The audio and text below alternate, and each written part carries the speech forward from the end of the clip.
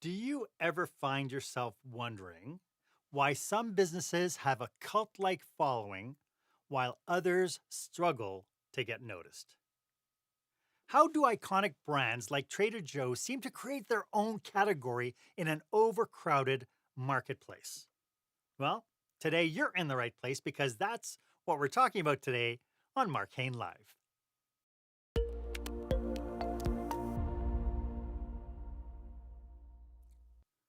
Welcome to this episode. This is where business owners and entrepreneurs develop new skills to help them create the jaw dropping, show stopping experience that their customers and their employees deserve. And boy, do they deserve it. I am your host, customer and employee experience strategist, Marc Haine. I love that you are here with me today. The biggest commodity we have nowadays is time, and I love that you're investing your time with me today. My guest for this episode is author, histoarchaeologist, serial entrepreneur, Patty Civarelli. And today we're diving deep into the art and the science of competitive differentiation. How do you make your business stand out in a very crowded marketplace? Today, my one ask for you is that if you know somebody who could really use this information, please go ahead and share this link to this episode. You've heard me say it before, knowledge is power, but only if we share it. Before we dive in, let's tackle the elephant in the room. I know that you've got a quality product. You have great service, you have a solid business plan, and yet you're struggling to break through the noise. You're not alone. The marketplace is more crowded than ever before, and just being good isn't good enough anymore. So that brings us to our question of the day.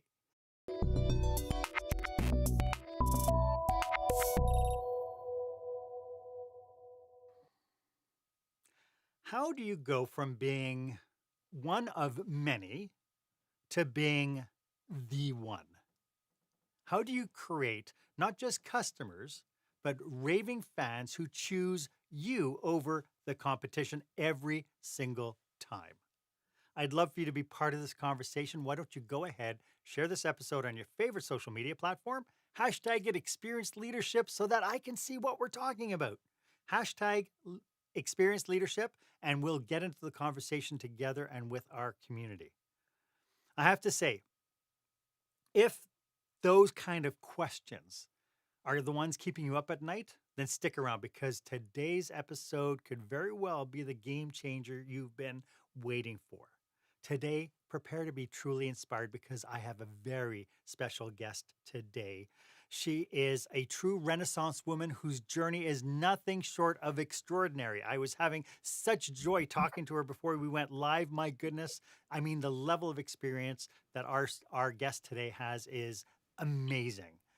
Imagine for a second spending 2 decades exploring the world through the lens of archaeology, becoming a master in both history and in travel. Now, blend that with the skills of a professional photographer and a writer.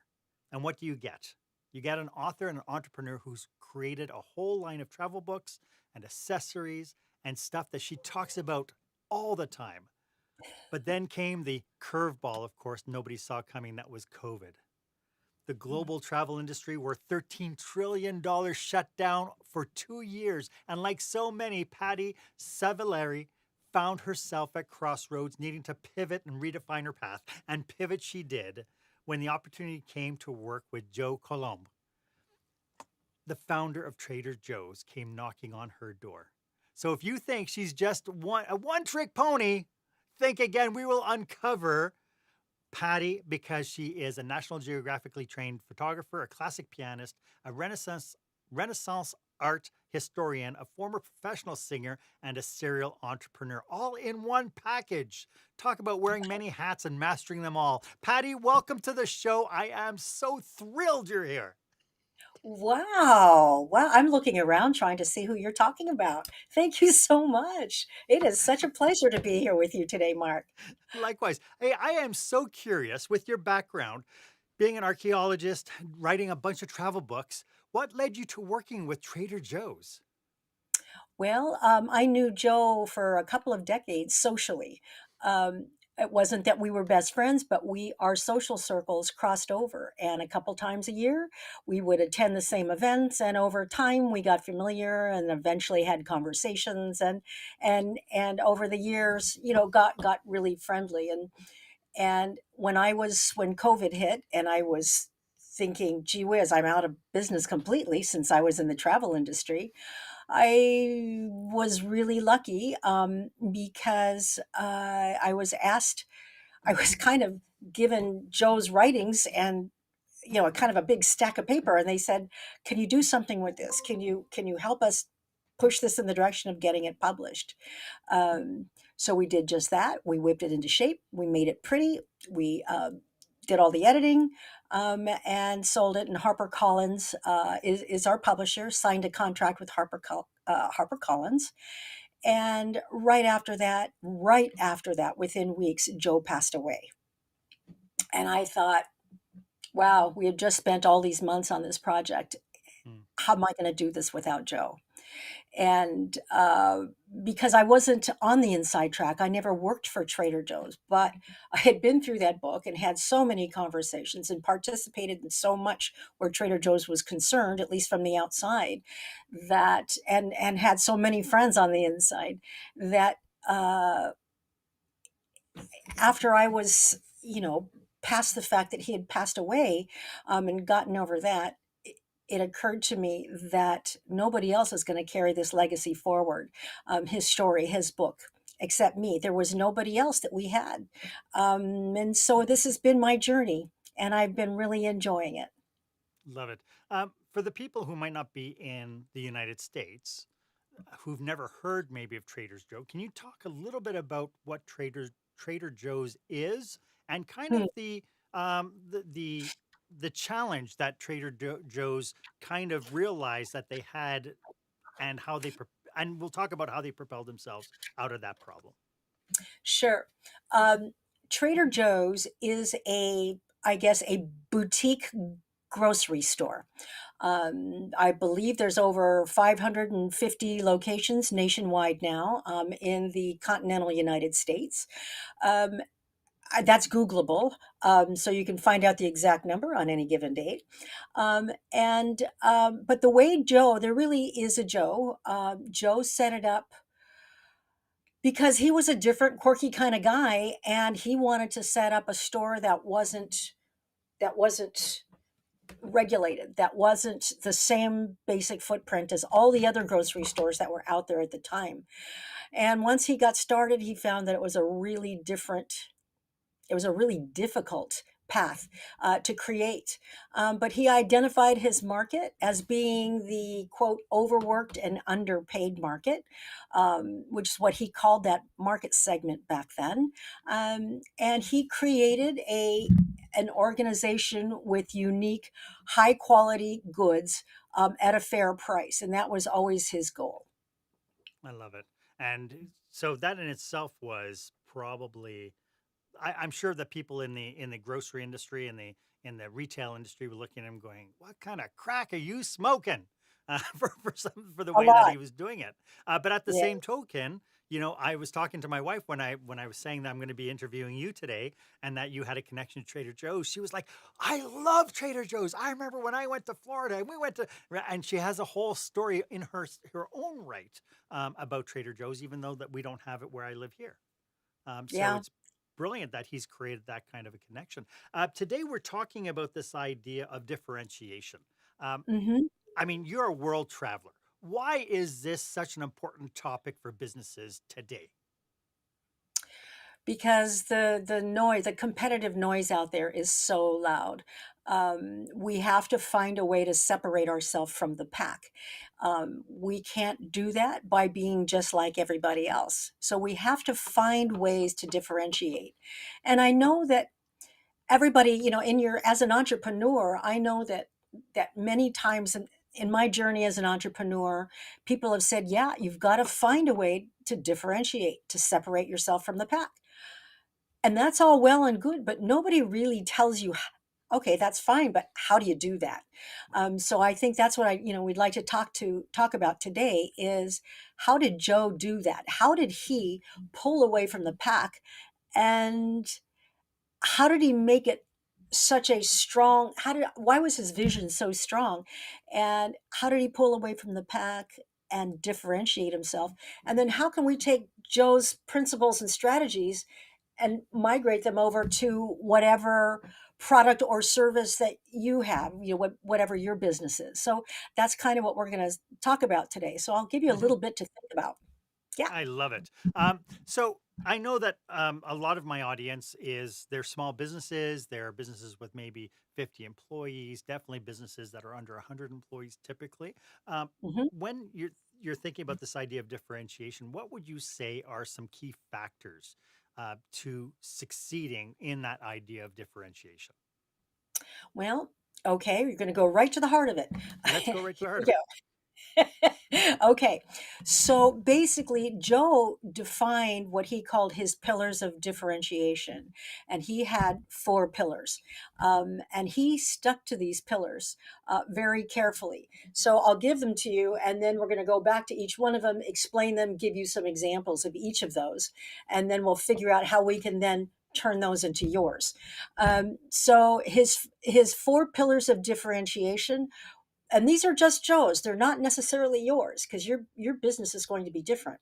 But Joe's pillars were price, packaging, ingredients, and uniqueness. So now let's break those down. So let's start with price. That's a pillar that everybody faces that pillar, right?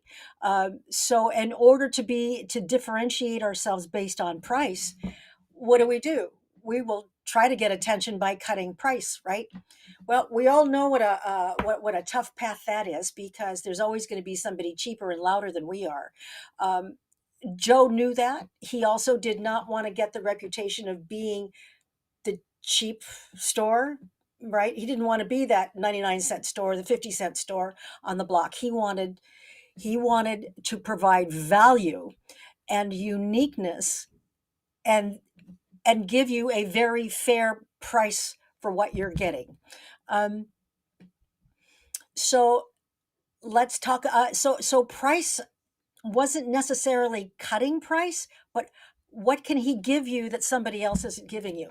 Now, to give you an idea of what Joe was up against back then, now we're looking at the 60s and the 70s, right? And so many things were regulated. Most all of the dairy industry was regulated. Milks, cheeses, right? These were these were regulated, which meant you could only sell a certain size, a certain quantity, a certain quality, a certain price, a certain packaging. These were government regulated.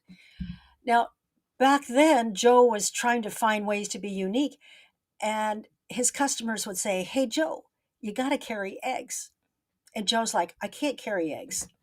Everybody else carries eggs. Nobody's going to come into my store to buy an egg when you can buy an egg everywhere else." And but he still got, "Joe, you got to carry eggs. You got to carry eggs." So Joe, being Joe, he did his homework. He was a research guy. He found a farmer who had eggs that were different. And he says to the farmer, he says, "Hey, do you have a lot of these eggs?" And the farmer says, "I got plenty of these eggs. Now, I don't have enough eggs to supply the whole grocery industry, but I certainly have enough eggs to supply your stores, Joe." Oh, of course, Joe lit up like a light bulb because that's what he was looking for. He was looking for a different product that he could carry that the other big grocery stores could not carry. So, what do you suppose was different about these eggs? Any idea? Were they ostrich or quail eggs or? No, they were square.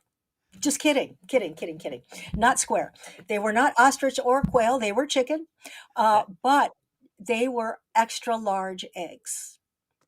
Now, remember, there's not enough extra large eggs anywhere to be supplied to the whole grocery industry in the United States. So the eggs that were being regulated were the eggs that were in supply, and those were what we would now call medium eggs.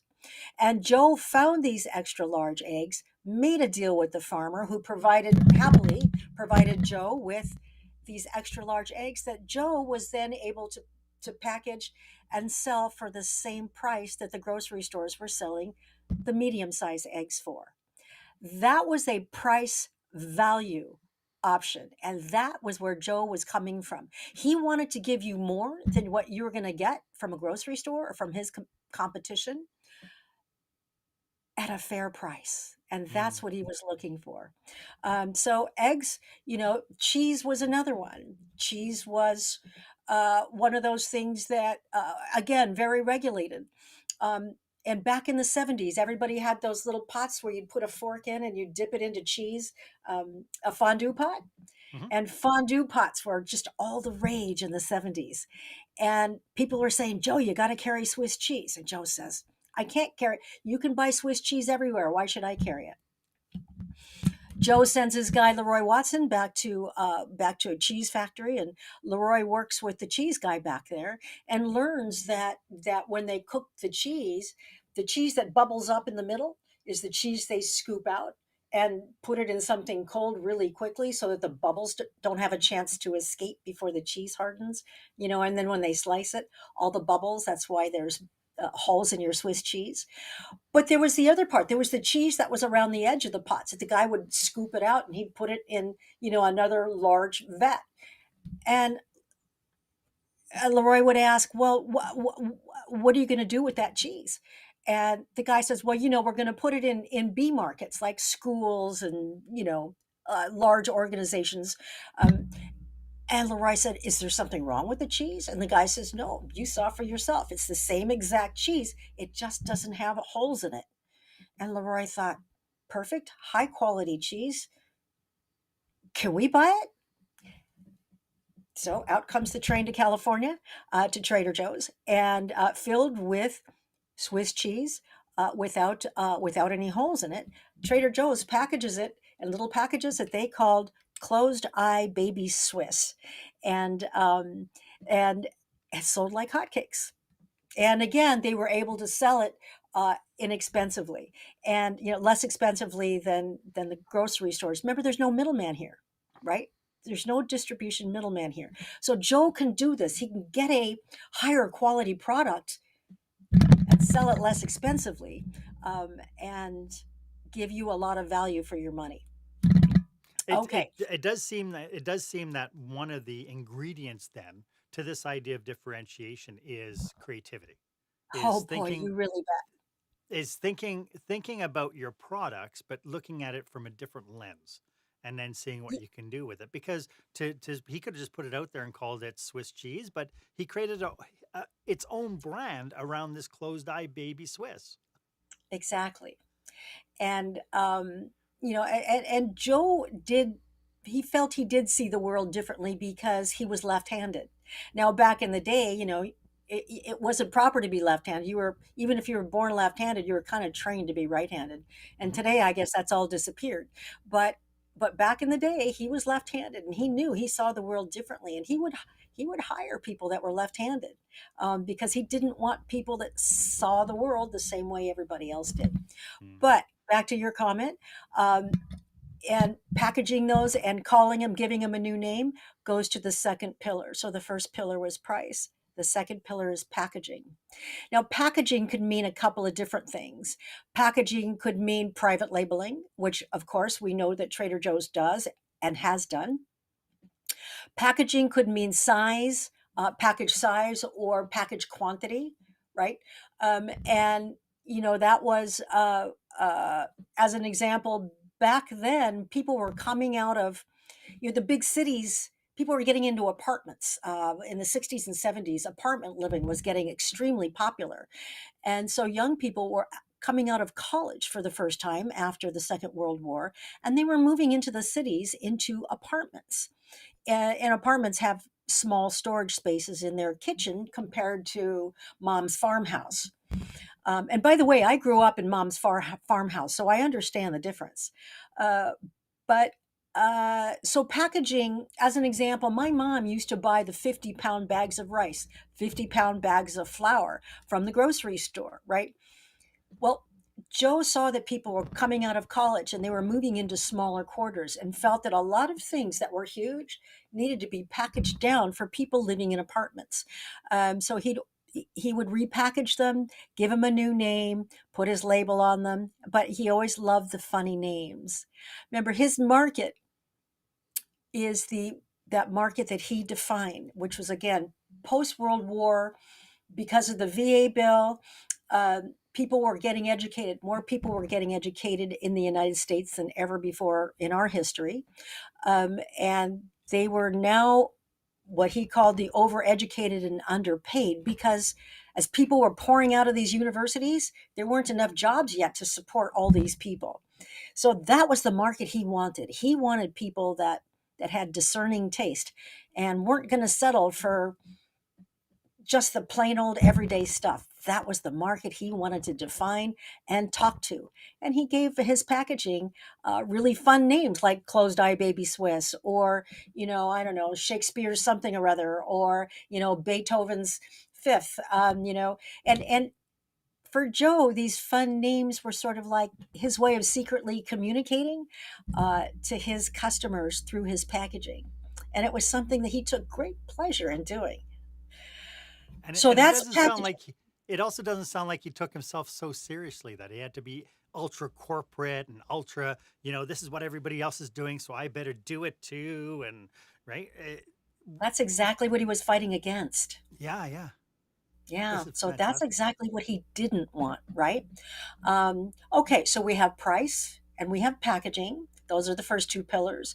The third, Could we yes, could we get into the next two pillars right after our break? you bet. So we'll get to it right after this. When the spotlight shines on your business, are customers applauding or yawning? In other words, how is your business performing? Make your business a star with the new book, Lights, Camera, Action, Business Operational Excellence Through the Lens of Live Theater by Marc Haine. Marc uses his business and acting experience to help you see your business like a live show, so you can create a performance your customers will never forget. Buy Lights, Camera, Action today at your favorite online retailer or directly at marchaine.com. I warned you. I told I you that this love would that be a great commercial. episode. This I I told love this is fantastic. So we've touched on Trader Joe's first pillar, price, second pillar, packaging. We have the third and fourth pillar to go. Yes, we do. And by the way, Okay. Anna, one of my viewers, came up with a comment, says, "I love your hair, Patty." Oh, Anna, thank you so much. I really appreciate it. Nobody ever says that. Thank you. What a sweetie. Okay, the next pillar is ingredients. Now, if you picture back in the 70s, food in the United States was a very different event than it is today. Back in the 70s, we were very proud of our processed foods. We were very proud of the fact that our we had canned foods, and we were coming up the uh,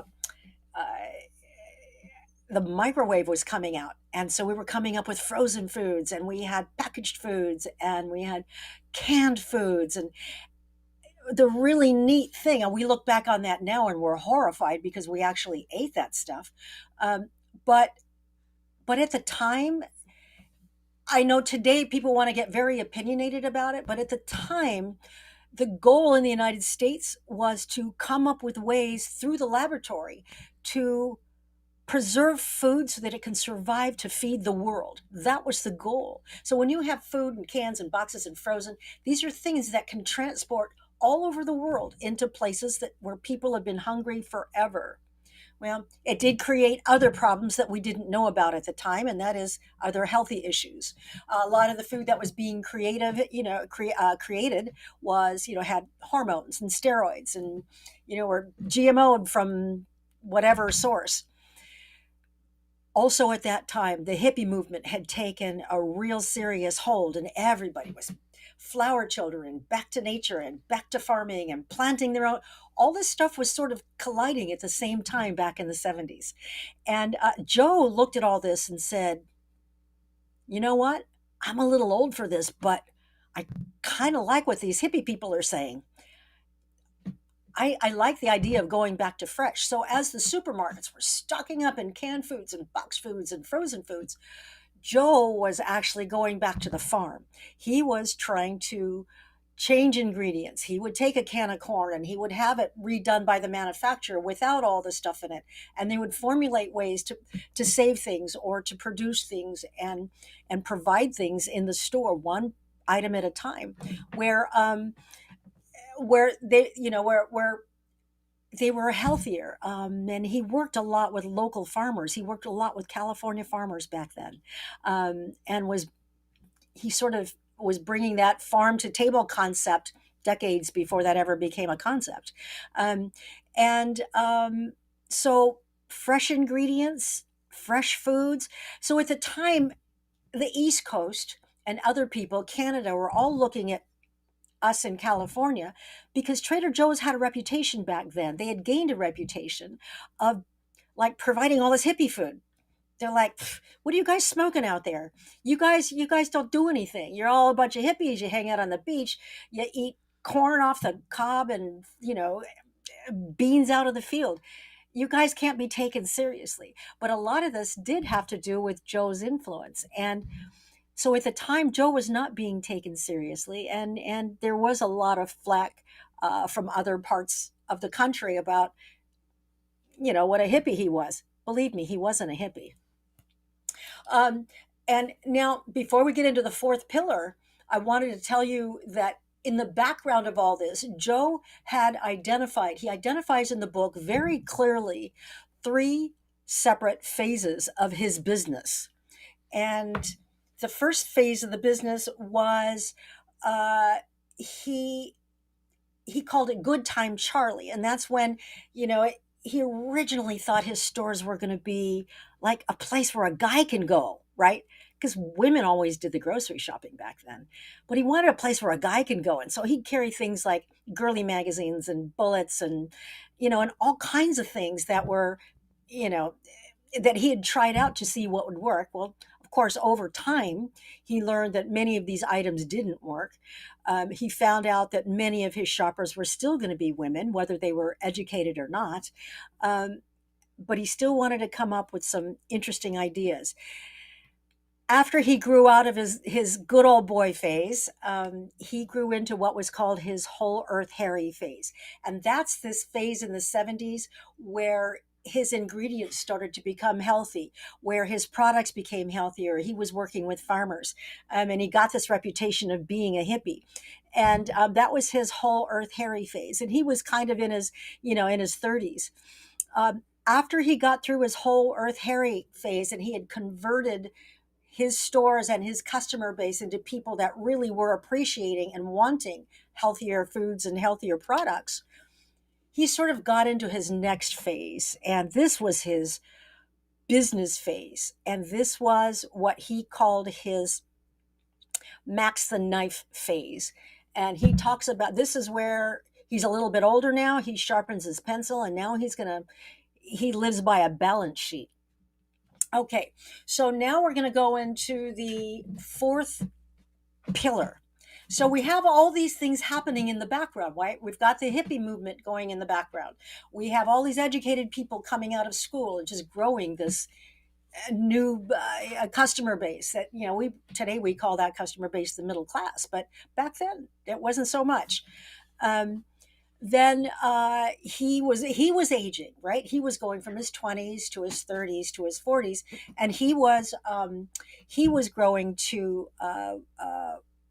growing out of his hippie years and getting into his serious business years. At the same time, we move right into his fourth pillar, which is his pillar of uniqueness. Uniqueness, uniqueness, uniqueness. Now, from the very beginning, remember, he had started Trader Joe's with that sort of island, tropical island, I'm going to be sort of like a trading ship going around the South Pacific and bringing back exotic foods and spices and ingredients. And everybody in the store, all the workers are going to wear Hawaiian shirts, and we're going to have tiki stuff all over the place. So unique was visible to the eye when you walked in the store, but he was thinking in terms of uniqueness of product. In other words, back to the eggs and cheese stories, right? He wanted uniqueness. He didn't want to carry the same products that everybody else carried in the world. Now, another good example of this, and he's got a million cheese stories because Trader Joe's has done so much with cheese. But one of my favorite is when people just kept pushing him hard to carry cheeses, and again, cheeses were regulated back then. And by the way, cut me off if I run over time. But cheese was regulated back then. The dairy industry was regulated back then, and so he couldn't really select a cheese that was sold in the United States because he'd end up having to have the same product that everybody else had. So he sent his guy over to Europe to go find a new cheese. And Leroy found some new cheese, brings it back. It became a total favorite. And at some point, Trader Joe's was the largest distributor of this cheese in the United States. I don't know if that's true today or not, but that cheese is a cheese we've all grown to love. It's from France. It's called Brie. And when Joe brought it back to the United States, he was able to package it and sell it for less than the grocery stores were selling Velveeta cheese. And Velveeta cheese, as you know, can't even be called a cheese. It can only be called a cheese product because it's a fake cheese. I don't know. So again, giving you something better at a very fair price was this sense of value that he had, that he wanted to give. So bringing back spices, bringing back ingredients, bringing back finished products and foods that were made from unique ingredients. Joe was really big in this department, going all over the world, and and you can still see it today. Anytime you walk in the store, there's food from all over the store, all over the world, and but you can see all four of these pillars. Now, so we have price, we have packaging, we have ingredients, we have uniqueness. So you can see when he was choosing products, his products had to meet at least three of those pillars in order to be on the shelf.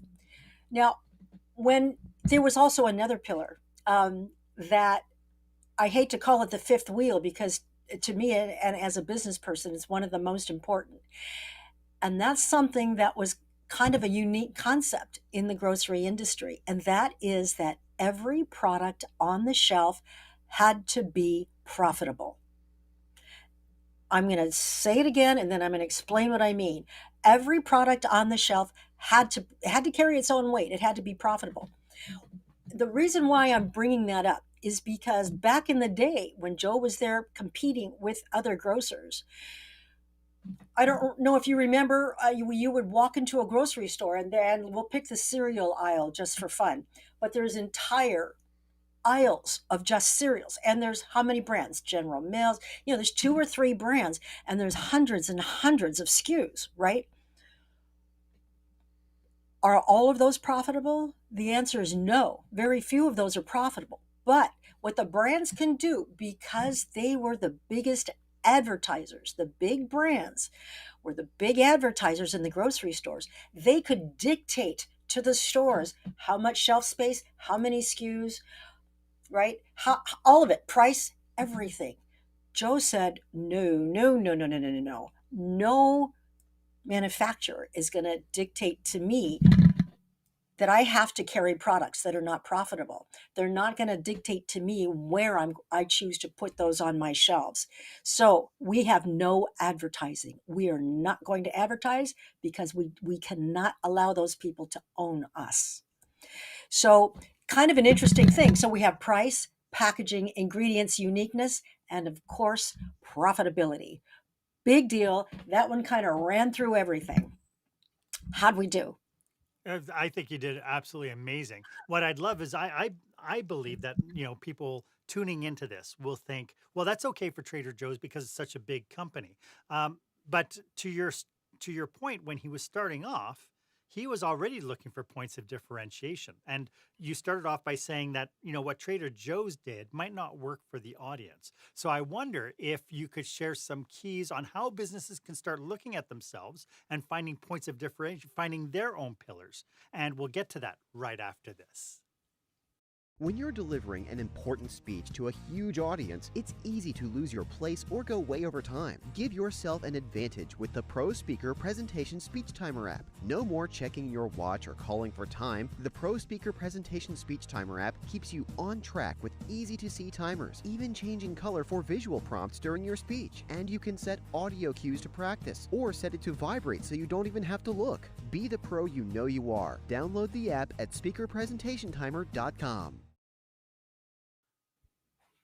Welcome back. I am speaking with Patty Civarelli, and we are talking about Trader Joe's and kind of their uniqueness. I mean, it's obviously Trader Joe's didn't play by the book when it came to retails. And I think there's this idea that, to your point, businesses had to play by the rules, but Joe figured out different rules that he was able to look at. So even though cheese and dairy were regulated, he was able to look at different aspects of that and say, well, why don't I go and jump outside of the rules and figure out what I can do? And so is there any kind of magical thing about this idea about breaking rules? And do you think that they effectively can break them within each niche, or what can we learn from this?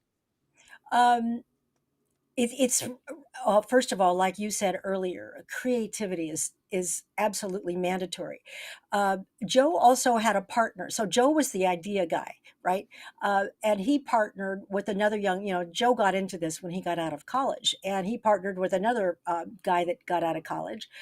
His first employee, a gentleman by the name of Leroy Watson, and the reason why that relationship worked really well for building the company is that typically entrepreneurs, we tend to want to do everything. We tend to want to have our finger in every pie, which really limits growth, right? Because there's only so much we can do. There's only so much time in the day.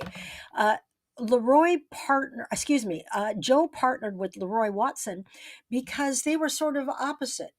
First of all, Leroy was right-handed, one of Joe's few right-handed executives, and but as Joe was this concept idea guy, Leroy was the executioner. Joe would say, "Hey, Leroy, I've got this idea." Leroy would, boom, he would be the guy that would go off to France and find that cheese. He would be the guy that would go off to here and there and figure it out. He made things happen. They needed to open new buildings and facilities. Leroy was the one that reached out and searched for the real estate. Leroy was the guy that made it happen.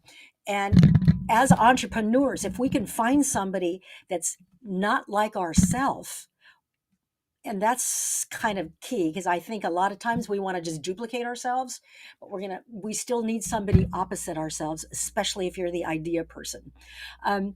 But let's see, where was I going with that? Back in the day, talking about breaking rules. Creativity is really important in breaking rules, and staying legal is kind of a big deal. And that was really big to Joe because, well, for obvious reasons, he didn't want anybody knocking on his door and closing his business. So a really good example was wine.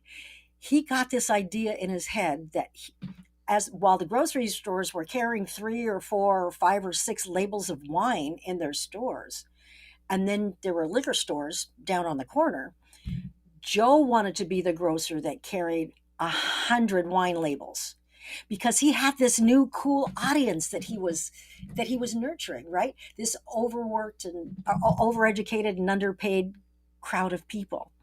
And so he got this idea that he wanted to bring in all these wines. Well, at the time, wine in California was regulated. Wine in the United States was regulated.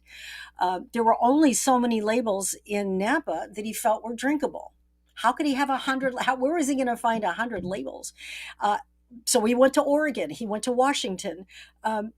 Again, he could find a couple labels here and a couple labels there, but bringing those wines in created another problem because regulation told him that he had to pay import duties to bring them in from Oregon or Washington, even though we're all still in the United States, right?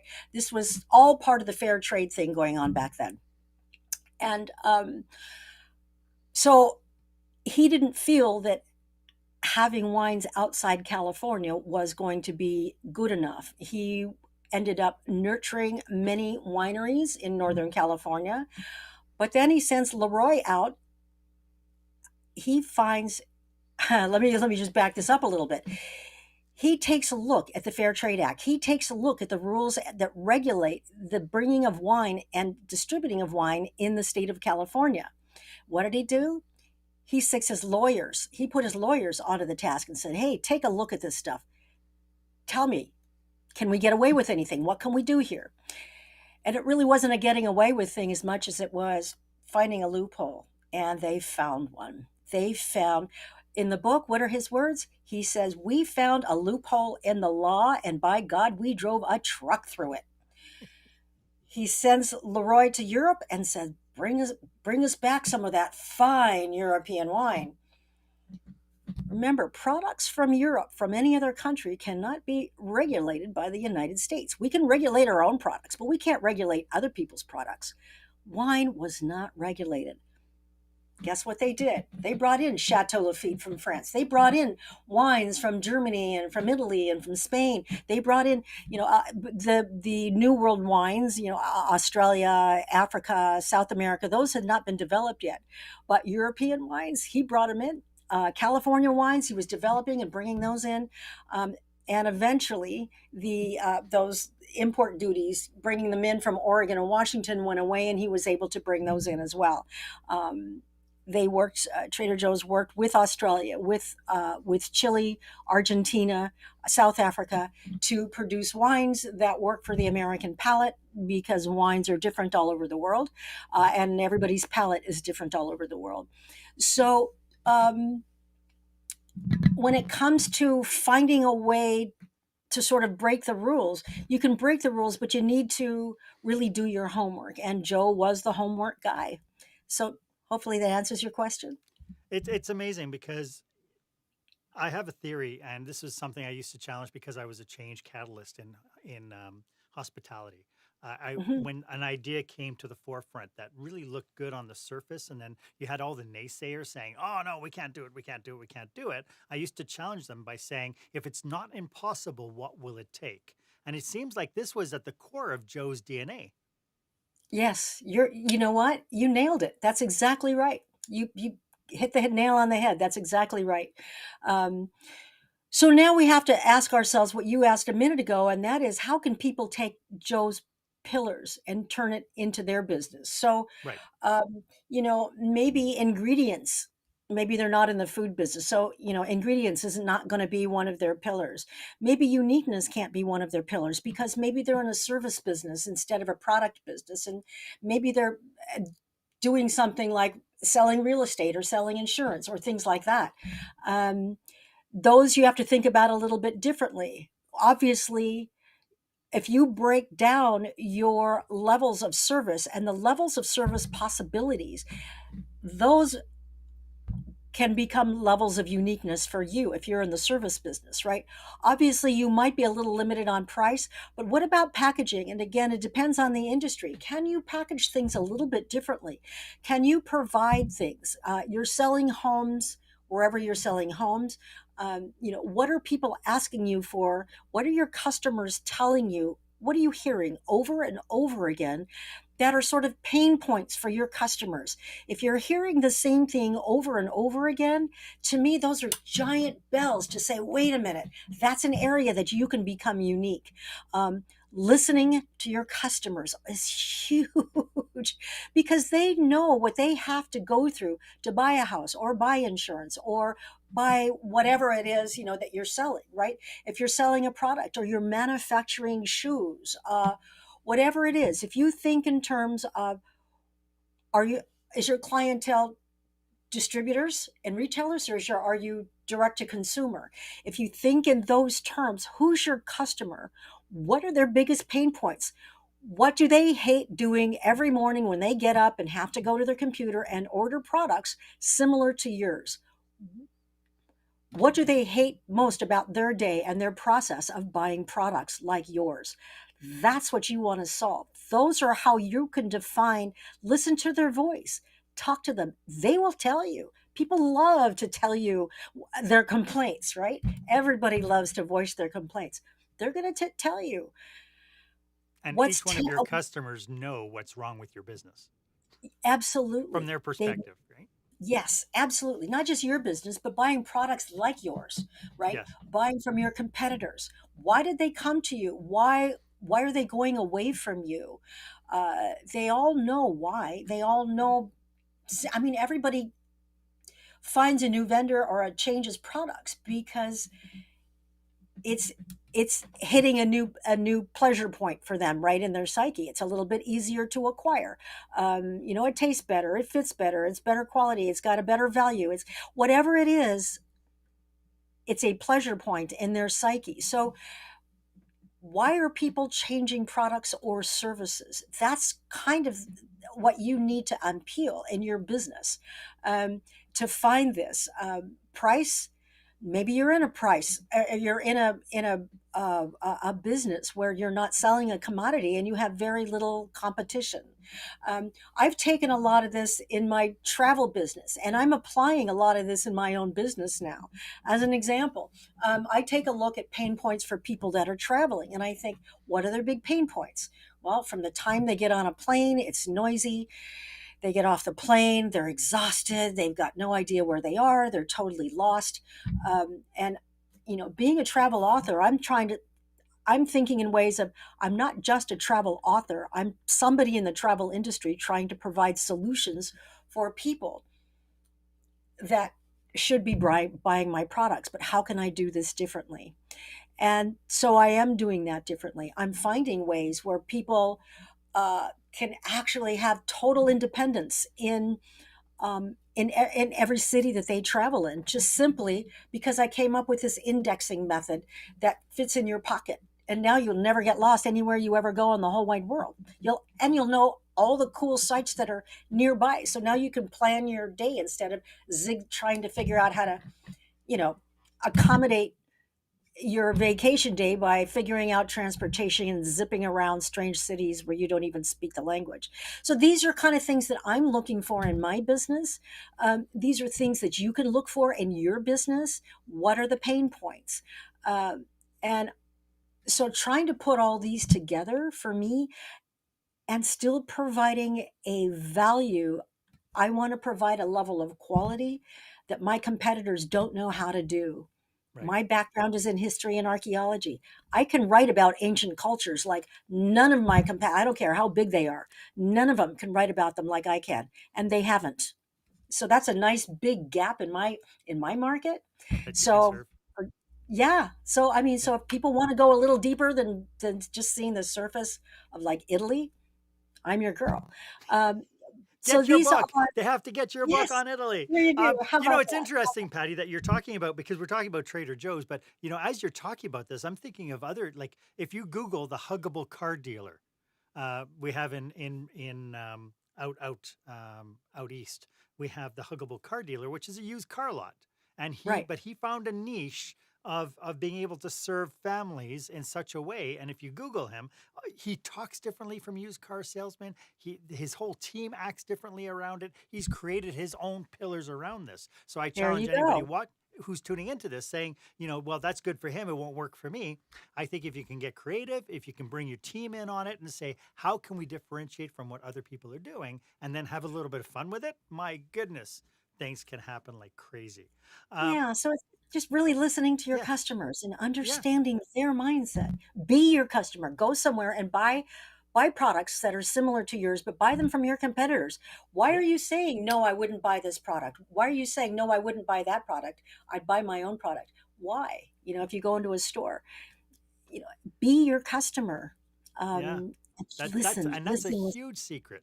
That's something that I wish more people would do, is just go out and be your own customer, even in Yeah. your own stores. Patty, this has been a fabulous conversation. Do you have any last thoughts about what we're talking about today? Maybe a couple of cautionaries? Yeah. Don't give up. If you know deep in your gut you're on the right track, don't give up. Um, Pretty much everybody around you is going to do what you just said, and that is they're all going to say, nope, can't happen, it's not possible. Understand that the fact that you're an entrepreneur means that you have a way of seeing things and doing things differently than other people. So that separates you from the pack right off. So the fact that you didn't want to go and stand in an assembly line and do the job you were supposed to do when you got out of college makes you unique, because most people think you got to have a lot of guts to do that. You're seeing things differently. Use that. You're unique. You have an amazing resource right there. Use that. Use your heart. Listen. Use your ears. Listen to your customers. Be your own customer and don't give up. I love it. Patty, thank you so much for sharing your passion and your expertise with us today. Could you just let everybody know how they can get a hold of you if they're interested in crossing paths with you or having you speak at their conference? Oh, wink, wink. I love that. Thank you. I speak everywhere. Um, okay, so my email is pcivalleri@gmail. And I don't, okay, you can see the spelling on the screen. Pcivalleri@gmail is my email address. PattyCivalleri.com is my website. I'm all over Amazon, and I'm building a new Amazon store. So that'll be stuffed with products before the end of the year. And hopefully, you will call me and say, hey, Patty, I want you to come and speak to my group. I will do that. I will come to you. So, Marc, it has been an absolute pleasure. I love today. Thank you so much. Well, thank you, and this has been absolutely stellar for me as well. I said at the very beginning that we were gonna really enjoy our time together, and I really feel that I've just loved every minute of it. So thank you so much for being such a great guest. Did you learn something? Always. And I Good. absolutely like, I love the pillar idea. I love how people can figure out what their own pillar is. And I would even take it one step a little further. Yeah. You have your creativity, but you surround yourself also with people who have creativity. So tap Oh, into those people as well. absolutely. Do Patty, not thank you. surround your. Thank you. Thank you. This Thank has been you. brilliant. This has been wonderful. Thank you so much. Why don't you let me know if this was of value to you? As always, my offer stands. If you would like 30 minutes of my time to help you brainstorm your business with you and your team, feel free to book a time on my calendar. The link is in the show notes. It's the one that's marked meetwith.marchaine.com. It would be my absolute honor for me to be of service. And while you're at it, why don't you go ahead, leave a comment or review about this episode? I'd love to get your feedback. Was this of value to you? I'd love to see your comments. My name is Marc Haine. Thank you so much for joining me today. I hope you stay safe, stay healthy, and I hope you dare to be the exception.